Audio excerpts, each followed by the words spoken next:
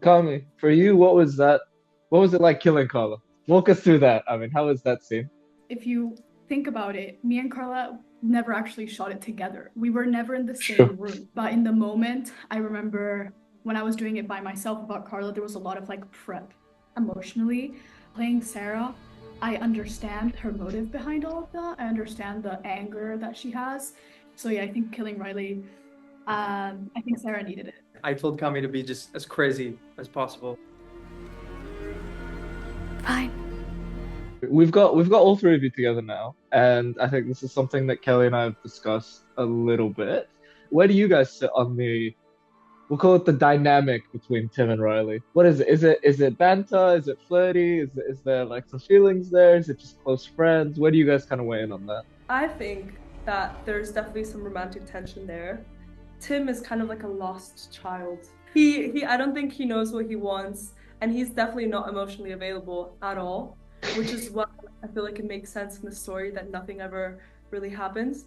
I feel like he knows deep down that he wasn't actually ready to like have anything with Riley. His life is like so gloomy, so dark, and he had that one person that like he had a very pure relationship with.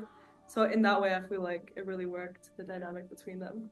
We just kind of like we knew like Tim and Riley's dynamic, and then even at one point when like Tim and Riley were supposed to like have wine together, we actually got wine drunk. We've kind of skirted around the big end fight enough. So let's get Kami in on this. How is that filming that whole thing and just try to kill each other basically? How does that work behind the scenes? I remember shooting that. It was like really cold outside as well. It was crazy because the person filming, Andrea, he actually kind of like choreographed the whole fight. But it was so much fun. Mhm. Oh, I love that scene. And finally seeing it with like the Effects. effect. Don't get me started on the effects. That took me like 3 days, that whole scene. It was a lot of fun. It was like a lot of grunting. I'm there holding the thing and I'm like, "Ugh, ugh."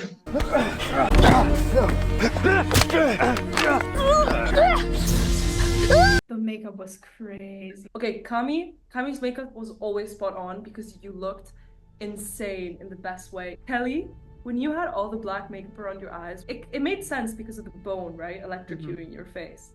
But like it just looked so much more dark and grim because of it.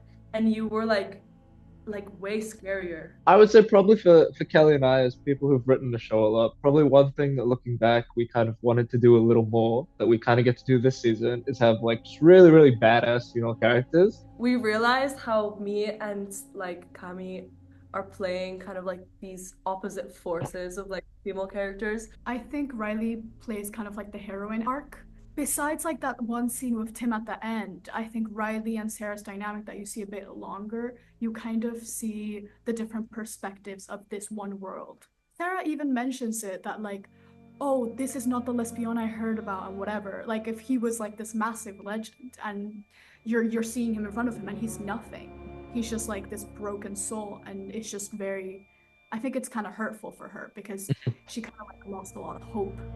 And I think that's where the anger kind of like also steams versus Riley who's trying to ignite hope.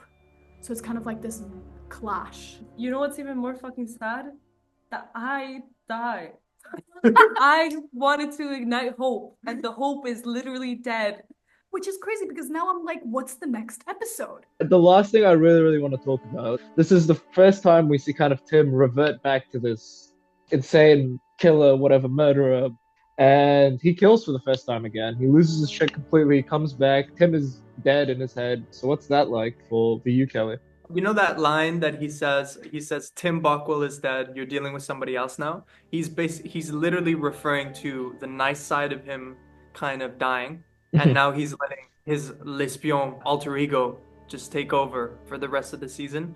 And that's something that we dive much deeper in the next few episodes. And I really like the darker tone because this is the episode that Yeah. shifts it all. I think that's very interesting because it's kind of like a parallel domino effect. Because if you think about it, like Sarah's character, she has like the same storyline as Tim Yeah. in some way. She turns like kind of like this evil. Is he gonna kind of like jeopardize it all like Sarah did and end up dying? Or is he actually gonna play the hero and live up to what Riley wanted?